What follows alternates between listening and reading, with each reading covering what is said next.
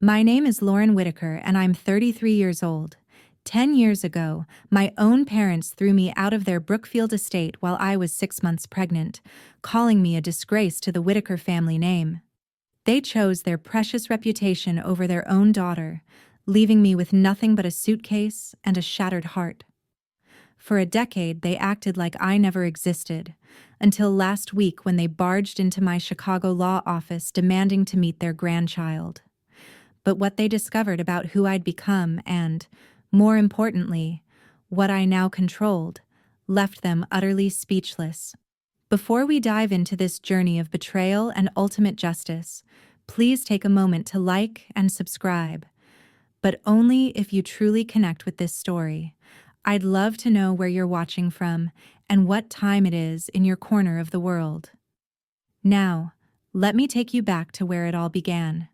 Picture this: May 2014, Providence, Rhode Island. I'd just walked across the stage at Harvard Law School, my magna cum laude diploma still warm in my hands. The Whitaker name, my name, had opened every door before I could even knock. My father, Robert Whitaker, ran Whitaker Pharmaceuticals, a biotech empire worth hundreds of millions. Our Brookfield estate sprawled across 8 acres, complete with tennis courts and a pool house larger than most people's homes. Growing up, I'd watched my parents host governors in our ballroom, seen my mother, Elizabeth, organize charity galas where a single table cost more than most Americans made in a year. The Bentley in our driveway, her collection of Hermès bags, his Patek Philippe watches. These weren't just possessions. They were proof of our position, our untouchable status in Rhode Island's old money society. But here's what nobody knew. Whitaker Pharmaceuticals hadn't always belonged to my father. My grandfather, Thomas Whitaker, had built it from nothing in the 1960s, turning a small research lab into a biotech powerhouse. He died 2 years before my graduation, and I still remember how my father had barely concealed his relief at the funeral. Finally, I'd overheard him tell my mother, "No more of his meddling." At Harvard, I'd thrown myself into my studies, determined to make the Whitaker name mean something more than just money. Corporate law, contract negotiations, trusts, and estate planning. I absorbed it all. My professors called me brilliant. My classmates called me driven. My parents called me their future legacy. If only they knew how right they were. Just not in the way they imagined.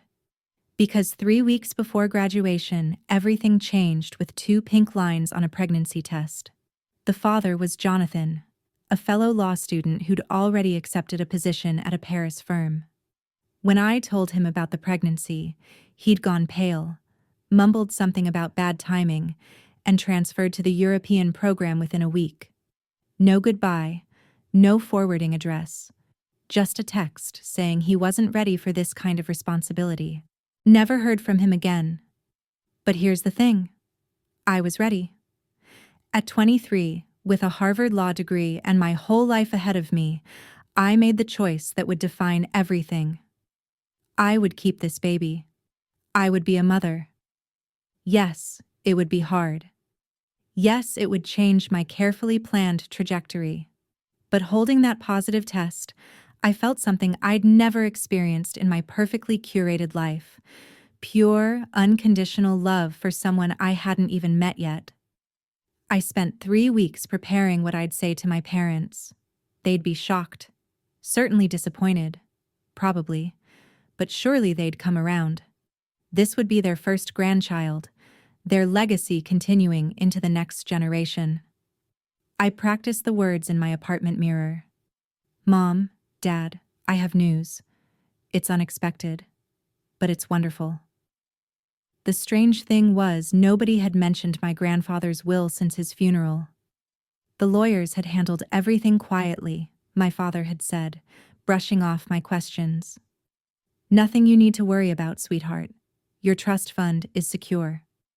But sometimes late at night, I'd remember how grandfather used to pull me aside at family dinners. "Patience, Lauren," he'd whisper, his eyes twinkling. The best things come to those who wait and watch. I should have paid more attention to those words. I should have wondered why the estate lawyers kept calling, only to be told by my father that everything was handled. The drive from Providence to Brookfield usually took 3 hours. That day in late May, it felt like 3 minutes and 3 years simultaneously. My hands gripped the steering wheel of my Honda Civic, the modest car I'd insisted on buying myself, much to my parents' embarrassment. A Whitaker in a Honda? My mother had gasped. But I'd wanted something that was mine, purchased with money I'd earned tutoring undergrads. As I pulled through the iron gates of our estate, memories flooded back. There was the oak tree where I'd built a fort at age 7, convinced I could live there forever. The rose garden where my mother had taught me that appearances were everything. Even the thorns must be perfect, Lauren. The library where grandfather had read me stories, always ending with, "Remember, little one, real power isn't what people see. It's what they don't see coming." My father's navy Bentley sat in its usual spot, polished to a mirror shine. Through the window, I glimpsed my mother's latest acquisition, a Kelly bag in that specific shade of orange that cost more than most people's cars. The house itself rose before me like a monument to success. Limestone and glass, 3 stories of architectural perfection featured in Town and Country magazine just last year. I parked beside the fountain, a marble monstrosity my mother had imported from Italy. My reflection in the car window showed a young woman in a simple sundress, 6 months pregnant, but carrying it well. I'd rehearsed this moment 100 times. They loved me. They'd raised me. Surely that would count for something. Taking a deep breath, I walked up the front steps and rang the doorbell. It was the last time I would ever announce myself at my childhood home. My mother opened the door herself.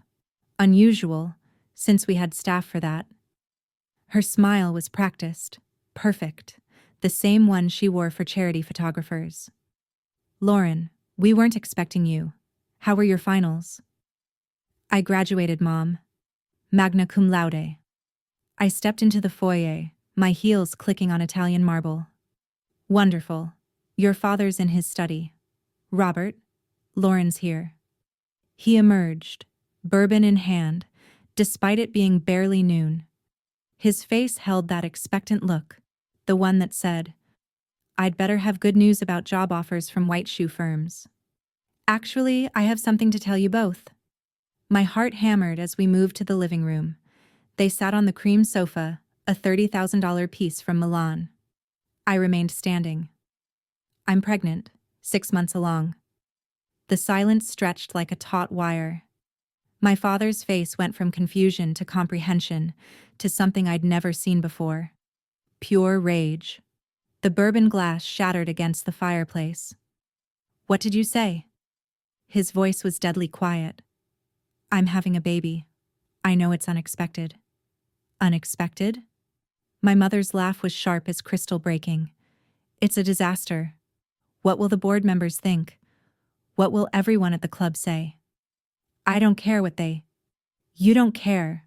My father stood, his face now purple. "You've ruined everything we built for you. Every connection, every opportunity. Gone. No Whitaker has ever been a single mother. Ever." "Times change, Dad. I'm keeping my baby." "Then you're no daughter of mine." The words hung in the air like a death sentence. "You have 20 minutes to pack what you can carry. After that, security will escort you out." My mother was already removing my photos from the mantelpiece, dropping them into the wastebasket with theatrical precision. "You can't be serious." I stared at them. These people I'd called my parents for 23 years. "This is your grandchild we're talking about." "No," my mother said, her voice arctic. "We have no grandchild. What we have is a daughter who has destroyed the Whitaker reputation with her carelessness. What will the Rockefellers think? The Whitakers will be the laughingstock of Brookfield." "There's still time," my father said, his meaning crystal clear. "Dr. Morrison could handle it discreetly. Or you could go away. Switzerland, perhaps. Give it up for adoption. Return next year like nothing happened. I'm not getting rid of my baby, and I'm not hiding. My voice grew stronger. I'm a Harvard-educated lawyer. I can provide for my child. A Harvard degree means nothing if you're an unwed mother. My mother snapped. No respectable firm will hire you. No decent man will marry you. You'll be nothing but another statistic. Another cautionary tale mothers tell their daughters. My father pulled out his phone. I'm calling security. You have 15 minutes now. Dad, please don't. He turned his back. You made your choice. Now live with the consequences. I climbed the stairs to my childhood room one last time. The walls still held my Harvard acceptance letter, my high school valedictorian certificate, photos of family vacations to Nantucket. I pulled a suitcase from the closet, the same one I'd taken to college, and threw in what I could. Clothes, toiletries, my laptop, the pearl necklace grandfather had given me for my 21st birthday. As I zipped the suitcase, I heard my mother on the phone. Yes, Bunny, you won't believe what's happened. Lauren has disgraced us all. The family photos on my dresser caught my eye. I left them behind. Security was waiting at the bottom of the stairs. Marcus, who'd worked for our family for 10 years, who'd driven me to school dances and college interviews. His face was apologetic but firm. I'm sorry, Miss Lauren, I have my orders. My mother stood by the door, holding it open like she couldn't wait to fumigate the house. My father had retreated to his study, but I could see his silhouette through the glass doors, already on another call, probably to his lawyers. Your credit cards have been canceled, my mother announced. Your trust fund is frozen until you come to your senses. Your health insurance ends today. Don't try to use the Whitaker name for anything. We'll sue you for fraud if you do. You're really doing this? Throwing out your pregnant daughter? We're not throwing out our daughter, she said, examining her manicured nails. We no longer have a daughter. You are no longer a Whitaker. Is that clear enough for you? I dragged my suitcase toward the door, each step echoing in the marble foyer. At the threshold, I turned back one last time. What about love? Doesn't that count for anything? Love? My father had emerged from his study. Love is what we tried to give you. The best education, the best opportunities, the best connections. You threw it all away for what? A bastard child. Don't you dare call my baby that. Get out. His voice was final. If you try to contact us, we'll file a restraining order. If you show up here, you'll be arrested for trespassing. You're dead to us. As I dragged my suitcase down those marble steps, past the fountain and the manicured gardens, I made a promise to myself and my unborn child.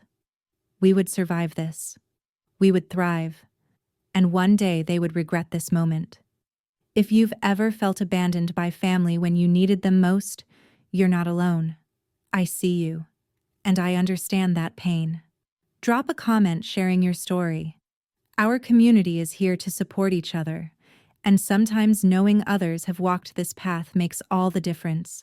And if this resonates with you, please hit that subscribe button. Your support helps me share these important stories. Now, here's where my story takes an unexpected turn. Because while my parents were busy destroying my present, they had no idea what my grandfather had already secured for my future. Within hours, my parents had sent an email to every relative, every family friend, every professional connection we'd ever had. The subject line was simple: regarding Lauren. The content was devastating. It is with deep regret that we must inform you that Lauren Whitaker has chosen to bring shame upon our family name through her reckless behavior and poor judgment. As she has refused to take responsibility for her actions or accept reasonable solutions, we have been forced to sever all ties. We ask that you respect our decision and refrain from any contact with her. She is no longer a member of the Whitaker family and has no claim to the Whitaker name, resources, or connections. My cousin Emma forwarded it to me from a rest stop on I-95, adding only, "I'm sorry, but I can't risk my trust fund. Good luck." By nightfall, I'd been unfriended, blocked, and deleted from every social circle I'd ever known. The president of the Harvard Alumni Association called to inform me that my membership had been reassessed. The country club sent a formal letter revoking my family membership. Even the doorman at my parents' Chicago Pier had been instructed not to acknowledge me. But here's what struck me as odd. Even in my devastation, not once did they mention grandfather Thomas Whitaker, who'd built everything they were so proud of, who died just 2 years ago. It was like he'd never existed. The lawyers from Morrison and Associates had called 3 times that week, according to my phone records, but my father had told me everything was handled. Standing in that cheap motel room off Route 95, counting the $2,000 in my checking account, I wondered what grandfather would think of all this. He'd always said the Whitaker name meant something more than money. I was about to learn how right he was. The roadside inn charged $49 a night, cash only. The sheets were rough. The air conditioner wheezed, and I could hear every conversation through the paper-thin walls. I sat on the edge of the bed, my suitcase open beside me, calculating how long my money would last. $2,000, maybe 3 months if I was careful. Then what? Morning sickness hit hard at 3 a.m. I knelt over the cracked toilet. 7 months pregnant, completely alone. No health insurance, no job prospects. Who would hire a heavily pregnant woman? No family, no friends brave enough to defy my parents' edict. I pulled out my laptop and searched for law firms, sending out resume after resume. Within hours, the rejections started rolling in, position filled. Not hiring at this time. One honest HR manager actually called. "Lauren, I'll be straight with you. Robert Whitaker has made it clear that anyone who hires you will lose Whitaker Pharmaceuticals business. That's a $50 million account. I'm sorry." By the third night, panic had set in. I couldn't afford prenatal care. I couldn't afford a security deposit on an apartment. I couldn't even afford a crib for my baby.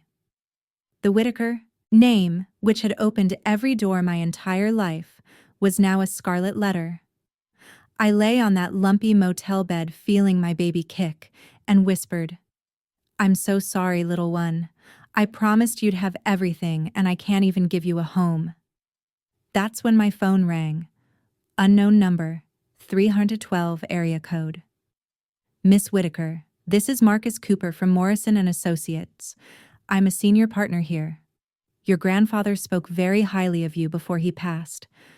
I understand you might be looking for employment." My heart stopped. Morrison and Associates was one of Chicago's most prestigious firms.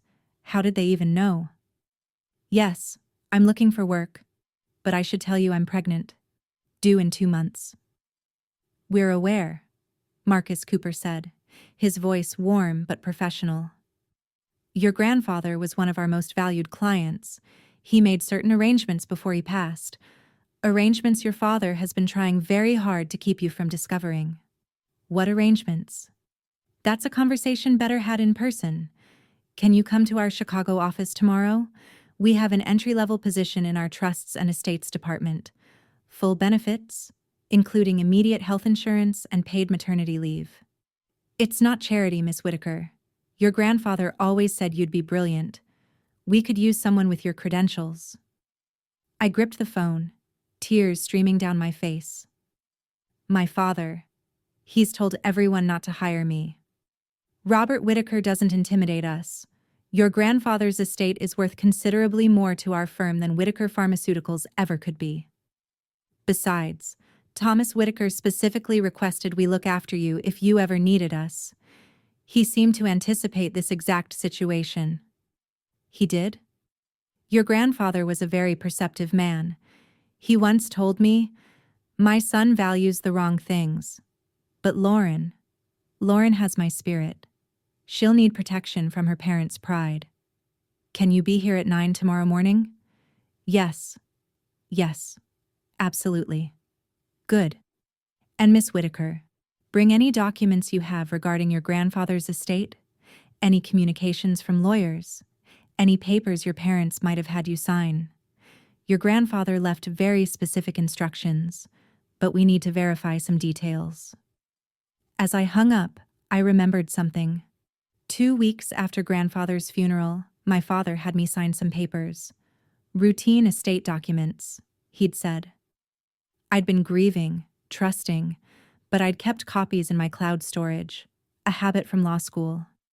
Maybe grandfather had protected me after all. Olivia was born on a rainy Tuesday in July at Rush University Medical Center. I labored for 16 hours alone, gripping the bed rails with only a kind nurse named Patricia holding my hand. When they placed her on my chest, this perfect tiny person with her grandfather's eyes, I sobbed. Not from pain, but from a love so fierce it took my breath away. "She's beautiful," Patricia whispered. "Anyone here with you?" "No, just us." Those first years were brutal. Morrison and associates had been true to their word. The job was real. The health insurance covered everything. But being a single mother in Chicago on an entry-level salary meant 60-hour weeks, pumping breast milk in bathroom stalls, and falling asleep over case files with Olivia in a bassinet beside my desk. Our apartment in Queens was a far cry from Brookfield. 500 square feet, bars on the windows, sirens all night. Half my salary went to a nanny named Rosa, who taught Olivia Spanish while I worked until midnight. The other half barely covered rent and formula. I remember one night Olivia screaming with colic, my laptop open to a complex trust document, thinking about my childhood bedroom with its walk-in closet bigger than our entire apartment. "Patience, Lauren," I whispered, echoing my grandfather's words. Patience. Every small victory felt enormous. Olivia's first word, Mama. Her first steps in the law firm's lobby. My first successful case. A $10 million settlement that earned me a promotion to senior associate. We were surviving. More than that, we were building something real. But my parents' cruelty didn't stop. When Olivia was 2, I received a cease and desist letter. Stop using the Whitaker name or face legal action. When she was 3, they spread rumors that I'd embezzled money, nearly costing me my job until Marcus Cooper shut it down with one phone call. The cruelest blow came when Olivia started asking questions. "Mommy, why don't I have grandparents like Emma at school?" How do you explain to a 5-year-old that her grandparents chose their reputation over her existence? That they lived 40 minutes away in a mansion with 8 empty bedrooms but wouldn't acknowledge she was alive? "Some families look different, baby," I'd say, braiding her hair for school. "We have each other, and that's enough." But it wasn't just the emotional wounds. My father actively sabotaged every opportunity he could. When I applied for a mortgage, he had banking friends deny my applications. When Olivia got into an elite preschool, he threatened to pull Whitaker Pharmaceuticals donations until they rescinded her acceptance. The Whitaker name followed us like a curse. The legal letters kept coming, always on Whitaker Pharmaceuticals' letterhead, always threatening. Any attempt to contact the family will be considered harassment. Any use of family connections will be prosecuted as fraud. Any claim to the Whitaker legacy will be met with immediate legal action. I saved every letter, every email, every documented threat in a folder labeled Evidence. My law school training had taught me the value of documentation. Someday, I thought, this paper trail would matter. "Why are those people so mean to us?" Olivia asked once after a Whitaker family friend had literally crossed the street to avoid us. "Sometimes people are afraid of truth," I told her. "But we don't need to be afraid of anything because we have something they don't." "What's that?" "Each other and integrity." She nodded solemnly, her little face so serious. "And ice cream on Fridays." "That too, baby. That too." What I didn't know was that 3,000 miles away, James Morrison was about to change everything with a single phone call. The case that changed everything involved a biotech company trying to bury evidence of toxic side effects. Sound familiar? It wasn't Whitaker Pharmaceuticals, but the parallels were obvious. I worked 18-hour days, Olivia doing homework in my office, building an airtight case that resulted in a $10 million settlement and justice for dozens of families. Brilliant work, Marcus Cooper said, calling me into his office. The partners have voted. You're being promoted to senior associate with a corresponding salary increase. The number he named made me dizzy. Not Brookfield money, but enough to move Olivia and me to a 2-bedroom in Chicago. Enough for the private school that would challenge her brilliant mind. Enough to stop checking my bank balance before buying groceries. There's more, Marcus continued. James Morrison wants to see you. He's been monitoring your progress for years at your grandfather's request. My grandfather's been dead for 7 years. His instructions weren't. Marcus smiled. James has been waiting for the right moment. He believes that moment is now. That afternoon, I met James Morrison in his corner office overlooking Grant Park. At 75, he radiated the quiet power that comes from decades of managing old money secrets. On his desk sat a folder marked Confidential, Thomas Whitaker Estate.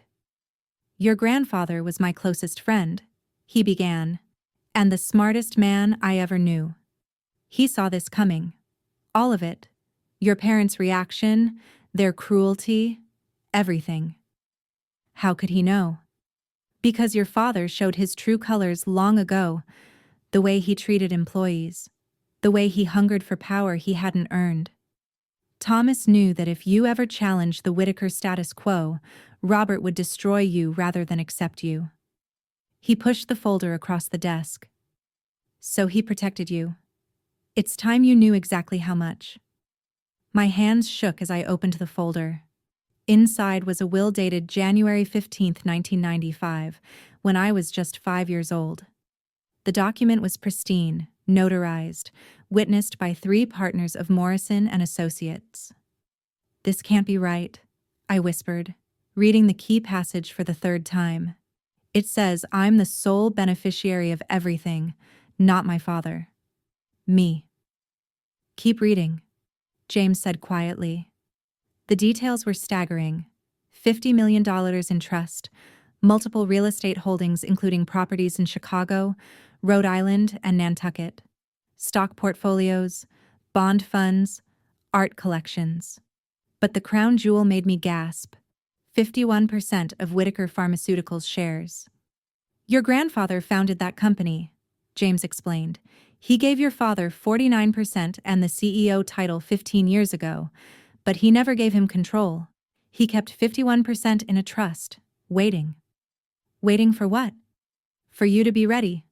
The trust was structured to transfer to you automatically on your 35th birthday, that's next month, or upon certain triggering events. What triggering events? James smiled. If your parents ever formally disowned you or barred you from the family home. Your grandfather anticipated their cruelty and used it against them. The moment they threw you out, the trust activated. You've technically owned everything for 7 years. We just couldn't tell you until you were established enough to handle the fallout. I stared at the papers. My parents have been living in a house I own, one of several. Yes.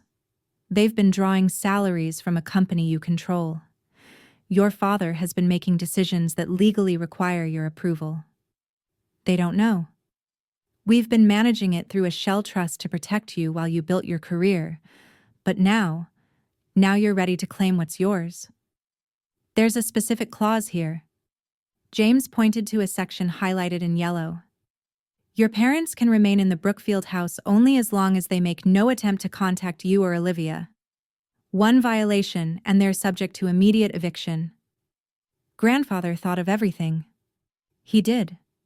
Look at this addendum. James flipped to another page. If they ever try to claim grandparental rights or demand access to your child, They forfeit their positions at Whitaker Pharmaceuticals and their monthly allowances from the trust. The monthly allowances were generous, $50,000 each, but they came with ironclad conditions: no contact, no harassment, no public statements about me or Olivia. It was a golden cage of their own making. Why didn't he just disinherit my father completely? Because Thomas wanted them to have a choice. They could have chosen love, chosen you, and kept everything. Instead, they chose pride and lost control without knowing it. He called it poetic justice. I found a letter in the folder, sealed with my name and grandfather's handwriting. Inside, his message was brief. My dearest Lauren, if you're reading this, then your parents have shown their true nature. I'm sorry for the pain they've caused you, but know this: I saw your strength from the day you were born. Your father values money and status. You value truth and justice. Whitaker Pharmaceuticals needs a leader with integrity. The documents in this trust ensure that when you're ready, you can restore honor to the Whitaker name. All my love, grandfather. So, what happens now? I asked James. Now, we wait for them to come to you. And they will come, Lauren. Your father's been making questionable deals, thinking he has full control. The board is getting restless. When they learn who really owns the majority shares, he smiled. Well, that's when things get interesting. Can you imagine discovering your grandparents secretly protected you all along? That while your parents were busy destroying your life, someone who truly loved you had already secured your future? Like this video, if you believe in karma and that justice, though sometimes slow, always finds a way. Share it with someone who needs to hear that their pain isn't permanent, that tables can turn in the most unexpected ways. Now, let me tell you about the day my parents finally showed up at my door, completely unaware that the power dynamic had shifted entirely. 5 years passed. 5 years of careful preparation, building my reputation, and watching from a distance as my father made increasingly desperate decisions. Whitaker Pharmaceuticals stock had dropped 30% under his leadership. 3 board members had resigned. Whispers of mismanagement grew louder. Meanwhile, I thrived. At 32, I became the youngest managing partner in Morrison & Associates history. My corner office on the 40th floor had views of the entire city. Olivia, now 8, was a straight-A student at Francis Parker, speaking 3 languages and winning science fairs with projects about biotech ethics. A pointed irony not lost on me. We lived in a penthouse on the Gold Coast, not ostentatious but elegant. Olivia had stability, excellence, and most importantly, love. We'd built a chosen family. Marcus Cooper became her uncle figure. Rosa stayed on as our housekeeper and Olivia's beloved abuela. And James Morrison played the grandfather role my father had rejected. Then came the news I'd been expecting. Whitaker Pharmaceuticals was hemorrhaging money. A failed merger, FDA investigation, and class action lawsuit had left the company vulnerable. My father needed board approval for a desperate refinancing plan. What he didn't know was that I'd been quietly reaching out to board members, introducing myself as Thomas Whitaker's granddaughter, letting them discover on their own who held the majority shares. The annual charity gala is next month. James informed me over lunch. Whitaker Pharmaceuticals is the primary sponsor. Your parents will be there as honored guests, and the board wants to meet you. They're planning to call an emergency meeting that same week. Your father has no idea what's coming. I looked at Olivia's photo on my desk. Confident, brilliant, kind, everything my parents had tried to destroy. Then it's time they found out exactly who they threw away. The Childhood Cancer Foundation Gala was the social event of the year. 500 of Chicago's elite gathered at the Drake Hotel. Whitaker Pharmaceuticals had sponsored it for 20 years, their banner hanging prominently above the stage. My parents would be at table 1, accepting an award for their generous support. I'd received my invitation from the board directly. Table 12, strategically placed where my parents couldn't see me until the right moment. The program listed me as Lauren Whitaker, managing partner, Morrison and Associates, with no mention of my connection to the sponsors. But first, I had something else to arrange. The emergency board meeting was scheduled for Tuesday, 3 days after the gala. The agenda distributed to all board members except my father had one item: vote of no confidence in CEO Robert Whitaker. "Are you ready for this?" Marcus asked as we reviewed the plan in my office.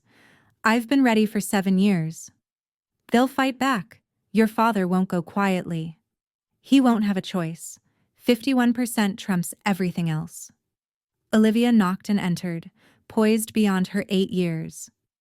"Mom, are you really going to see them?" I'd been honest with her, age appropriately, about why she didn't have grandparents. She knew they'd chosen their reputation over us. She knew we were better off without them. "Yes, baby. But not for reconciliation, for closure, and to show them what they missed." I smiled. "That too." She hugged me tight. "They're idiots for not wanting us." "Language, Olivia." "Sorry. They're formally educated idiots for not wanting us." "That's my girl. My brilliant, confident girl who would never question her worth because someone else couldn't see it." The Whitaker name would mean something different for her generation. Integrity over image, substance over status. 2 days before the gala, my assistant knocked on my office door. "Miss Whitaker, there are 2 people here claiming to be your parents. They don't have an appointment." My hand stilled on the keyboard. 7 years of silence, and they just appeared. "Send them in." They entered like they owned the place. My father in his $5,000 Tom Ford suit, my mother clutching her new Hermes Birkin.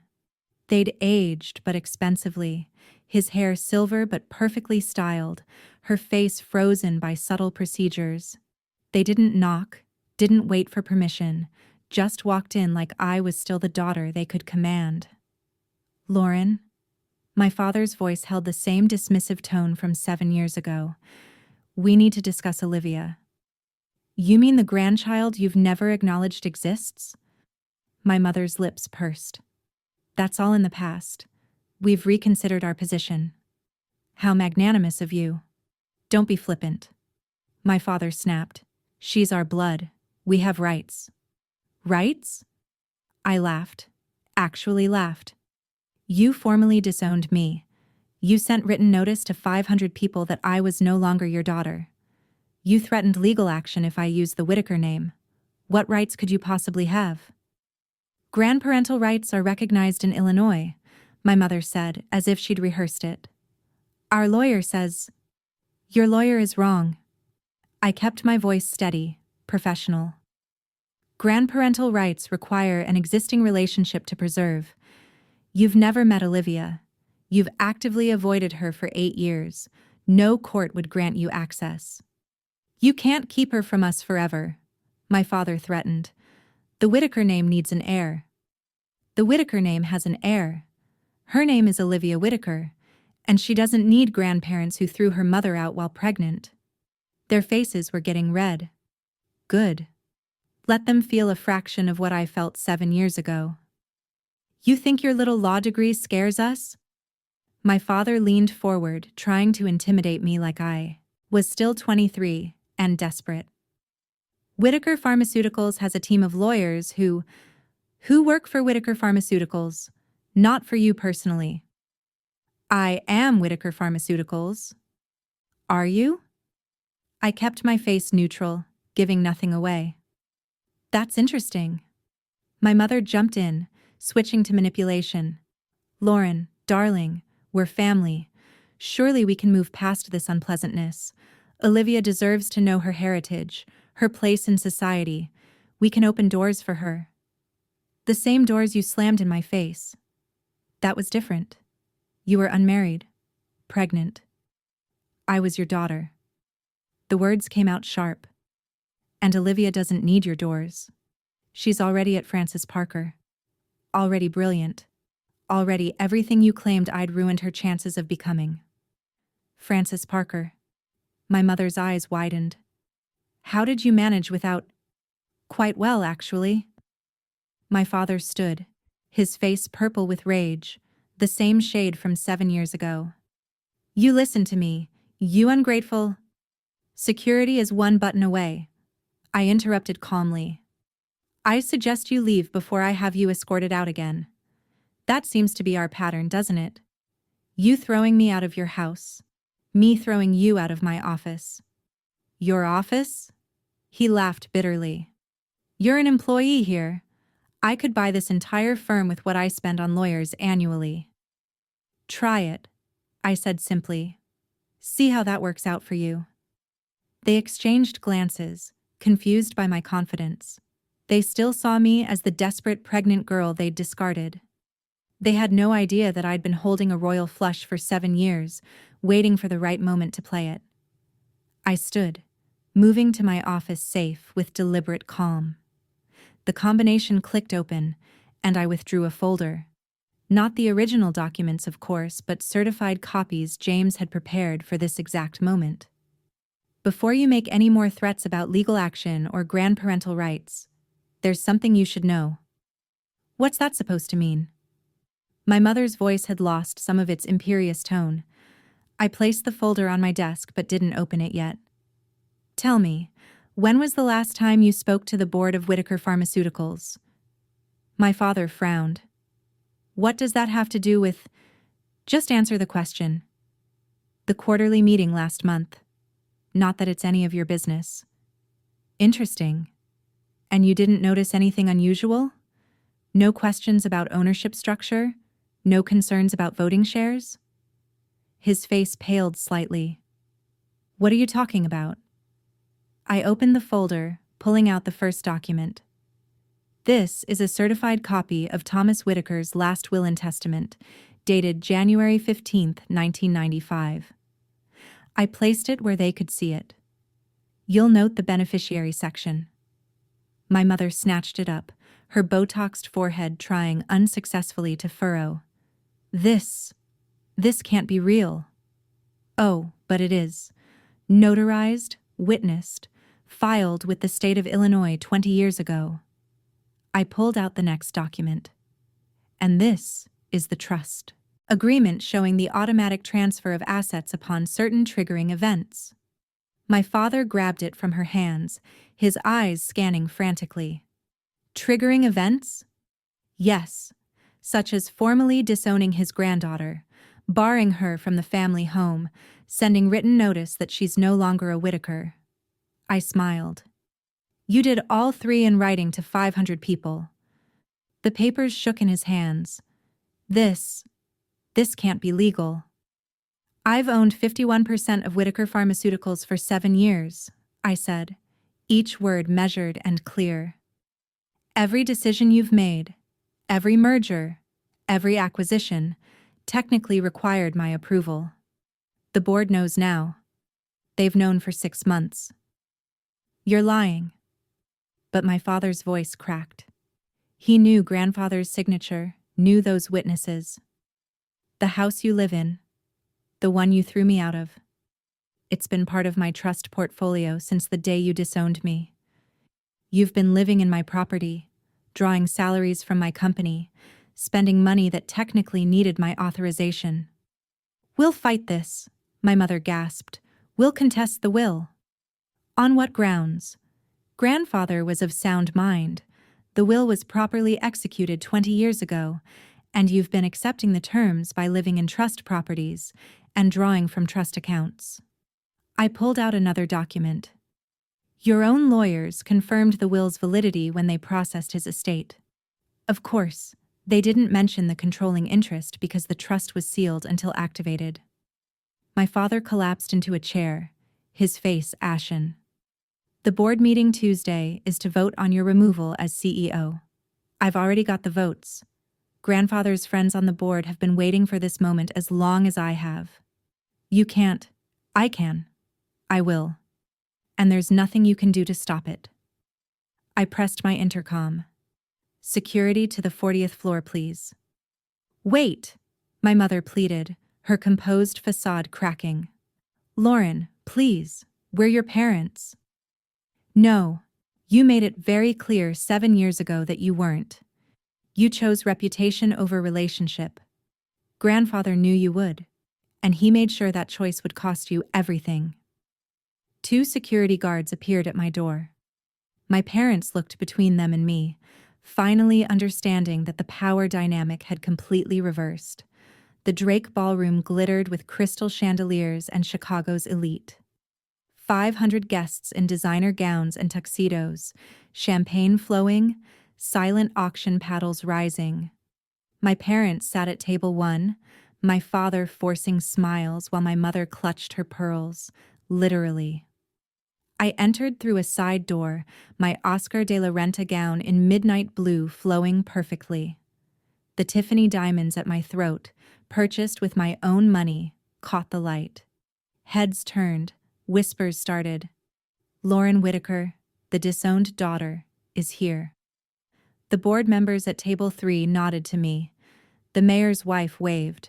The gossip columnist perked up like bloodhounds catching a scent. Then came the moment I'd been waiting. 4. The foundation president took the stage. Ladies and gentlemen, before we honor Whitaker Pharmaceuticals for their generous support, I'd like to announce a change in tonight's program. Please welcome the new chairwoman of Whitaker Pharmaceuticals Board of Directors, Ms. Lauren Whitaker. The gasps rippled through the room like dominoes falling. My father shot to his feet, his face purple. My mother's champagne glass shattered on the floor. I walked to the stage with measured steps, passing their table without acknowledgement. The microphone waited.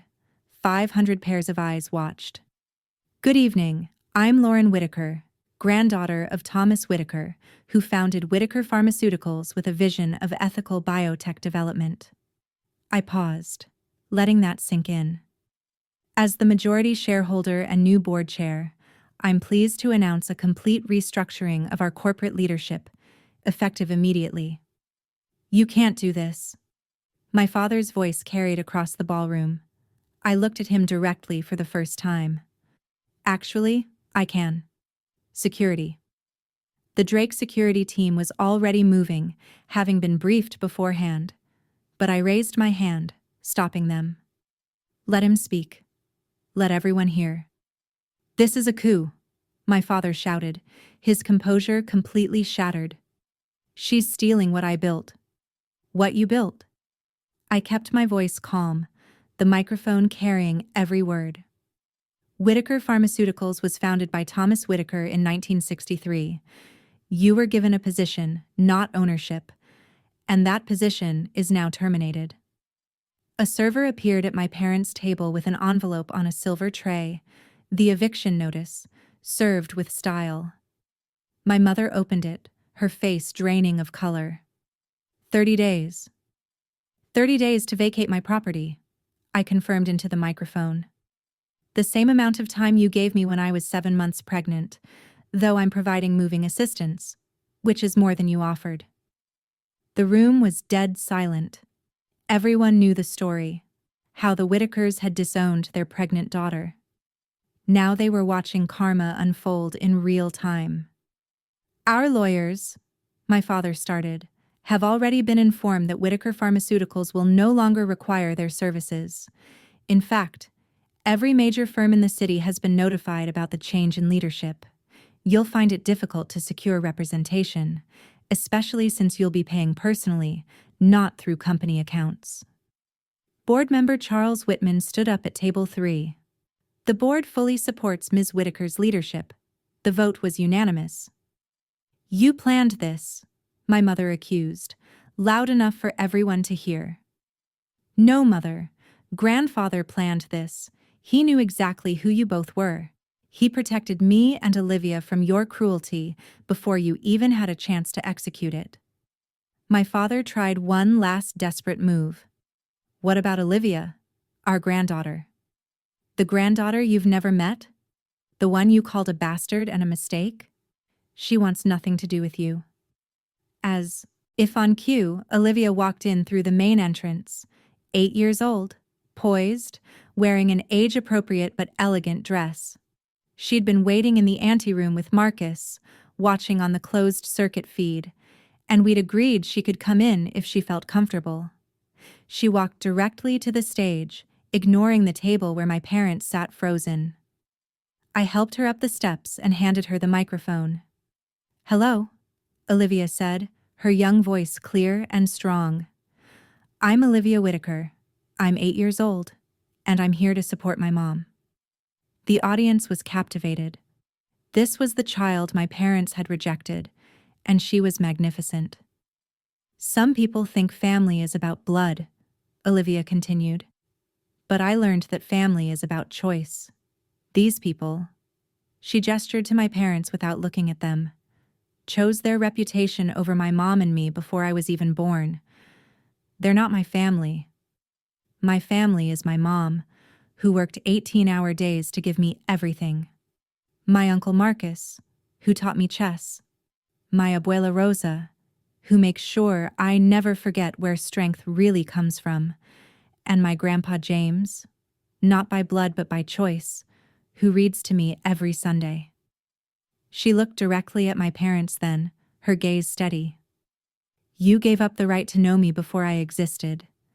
And seeing you now, I understand that was the best gift you ever gave me.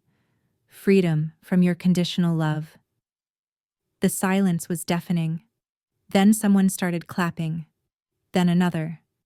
Soon the entire ballroom was applauding except for 2 people sitting frozen at table 1. Olivia handed back the microphone and whispered, "Did I do okay, Mom?" "Perfect, baby. Absolutely perfect." My parents rose to leave but found security waiting at every exit, not to trap them, but to escort them out with the same efficiency they'd once used on me. The next morning, my parents were in James Morrison's conference room.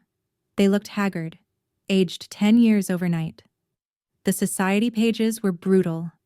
Whitaker heiress's sweet revenge and Karma comes to Brookfield dominated the headlines. I sat across from them, James beside me. The final document spread between us. "Here's what's going to happen," I said. "You have 2 choices. Option 1, you sign this agreement. You get a modest condo in Naples, a monthly stipend of $5,000 each, and basic health insurance. In exchange, you agree to no contact with Olivia or me ever, no interviews, no social media, no attempts at reconciliation." $5,000? My mother gasped. "We spend that on lunch." "You spent that on lunch?" "Past tense," I continued. "Option 2, you refuse to sign. I proceed with full disinheritance, forensic accounting of your spending over the last 7 years, and potential criminal charges for misuse of corporate funds. You get nothing." "This is extortion," my father spat. "This is more than you offered me," I replied. "When I was pregnant and scared, you gave me 20 minutes and threw me out. I'm giving you a home and an income. That's the difference between us." James slid a pen across the table. "You have 1 hour to decide." "What about Olivia?" my mother asked quietly. "Will she ever know us?" "She knows everything she needs to know about you. If she ever chooses to reach out as an adult, that will be her decision. But I doubt she will. She's learned that DNA doesn't make a family. Love does." They signed. Of course they signed. Without their wealth and connections, they were nothing. They'd built their entire identities on the Whitaker name and fortune, never realizing both actually belonged to me. 2 years have passed since that night at the Drake. Whitaker Pharmaceuticals under my leadership has pivoted toward ethical biotech development.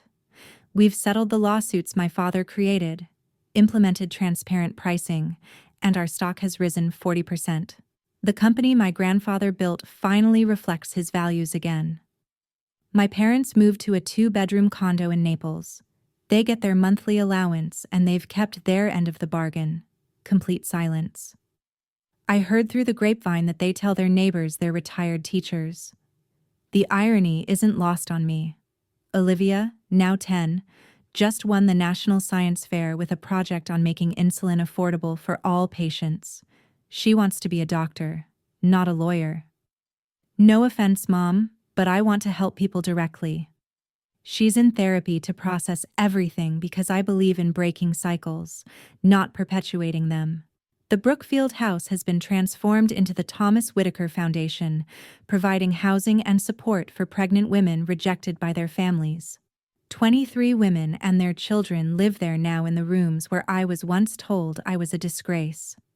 My office wall displays 3 photos: Olivia at her science fair, grandfather and me when I was 5, and our chosen family at last Christmas: Marcus, Rosa, James, and us. The Whitaker family portraits that once hung in Brookfield, I donated them to a museum studying the sociology of American wealth. Let scholars analyze what went wrong. Mom, Olivia asked me recently, do you ever regret not having your parents in your life? No, baby. I regret that they chose pride over love. I regret that they missed knowing the amazing person you are. But I don't regret protecting us from people who only offer conditional love. She nodded, then grinned. Plus, we got their house and company, so karma's pretty cool. That's my girl. In my last month, while organizing grandfather's old study in the Brookfield house, now an office for the foundation, I found a letter he'd hidden in a copy of King Lear. It was dated just weeks before his death. My dearest Lauren, if you're reading this, then everything has unfolded as I feared and planned for. I've watched your father become consumed by status, and your mother lose herself in society's mirrors.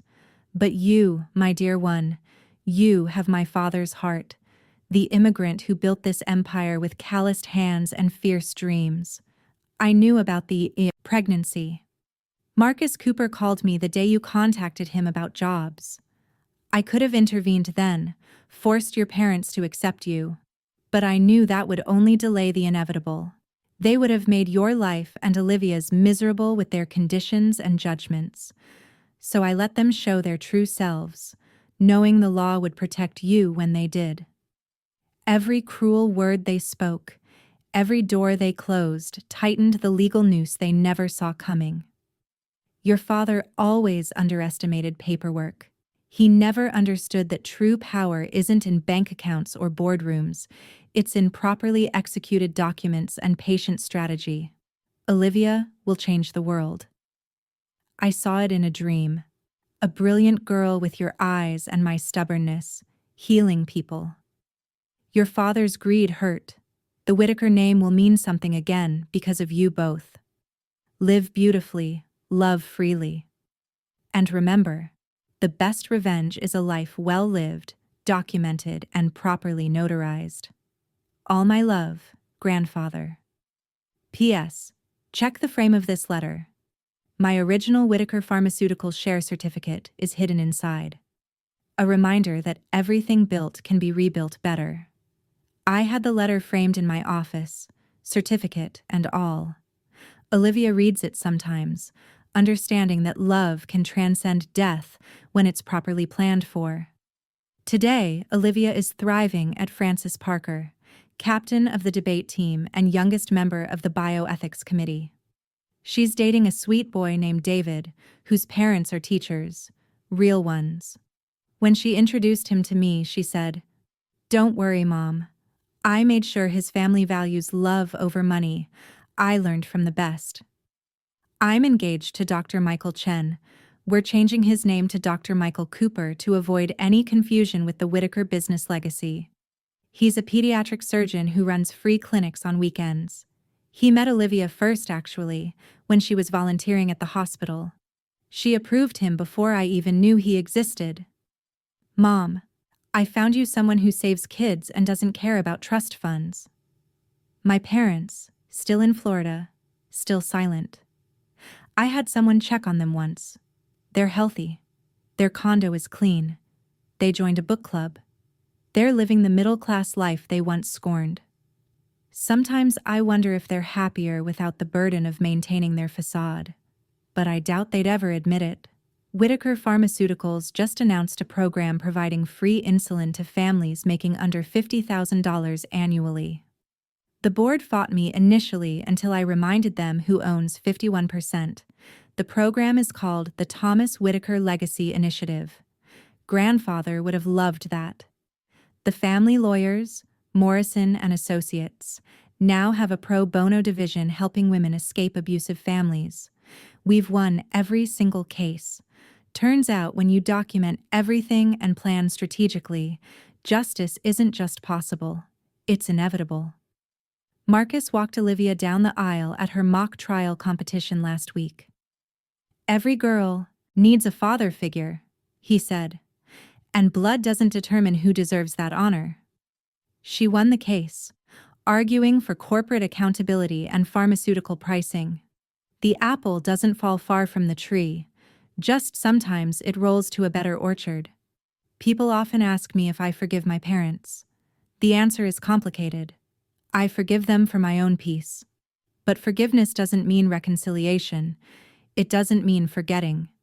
It means I don't carry the weight of their choices anymore. They called me a disgrace. But disgrace is abandoning your pregnant daughter for the opinion of strangers. They said I ruined the Whitaker name. But they're the ones who sold their souls for social status. They worried about what everyone would think, never realizing everyone would eventually see them disowned by their own cruelty, served papers at their own gala, and escorted from their own empire. The truth is, blood doesn't make you family.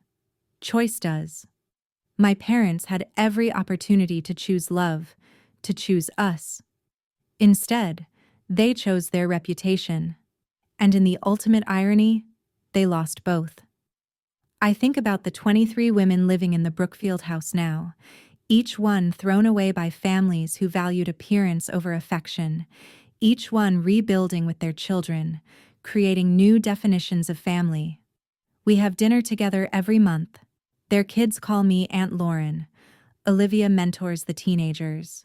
We're the family none of us were born into, but all of us chose. Success isn't the best revenge. Living authentically is. Every morning, I wake up knowing Olivia and I are loved for who we are, not what we represent. Every night, she goes to bed knowing her worth isn't negotiable, isn't conditional, isn't dependent on anyone else's approval. My parents gave me one gift through their rejection. They taught me exactly what not to do. They showed me that wealth without wisdom is poverty, that status without substance is emptiness, that a name without love is just letters on paper. And those letters, I kept them. Whitaker. But now it means something different. Olivia graduates from Francis Parker next month as valedictorian. Her speech is about redefining legacy, how true inheritance isn't money or status, but values and choices. She asked if she could mention her grandparents. "Not by name," I said. "They're a cautionary tale, not characters in your story." "What about Grandfather Thomas?" "He's not a cautionary tale. He's proof that love finds a way, even from beyond." She's been accepted to Harvard, full scholarship, though we could afford tuition now. "I want to earn it like you did, Mom, minus the disownment part." When people Google Whitaker family now, they find articles about our foundation, our ethical biotech initiatives. Olivia's science fair wins. My parents' society pages have been buried under our actual accomplishments. Sometimes karma takes 7 years. Sometimes it takes a grandfather's foresight and a daughter's patience. But it always comes. For those who choose cruelty over kindness, pride over people, reputation over relationship. The Whitaker name once opened doors for me. Then it locked them. Now Olivia and I have built our own doors, and we decide who gets keys. My name is Lauren Whitaker. I'm 35 years old. I'm a mother, a lawyer, a CEO, and a survivor. But most importantly, I'm proof that family isn't about blood. It's about who shows up, who stays, and who loves you without conditions, even if that family comes from a will written 20 years ago by a grandfather who loved you enough to protect your future. If my story resonated with you, please share it with someone who needs to hear that they're not alone in family rejection. Your worth was never theirs to determine. Have you ever had to set firm boundaries with toxic family? Drop a comment. Our community understands and supports each other. Like this video if you believe that justice, though sometimes slow, always finds its way. Subscribe for more stories about overcoming adversity, finding chosen family, and building legacy from ashes. And remember, sometimes the best revenge isn't revenge at all. It's a life so well lived that their absence becomes irrelevant. Until next time, this is Lauren reminding you that you deserve unconditional love.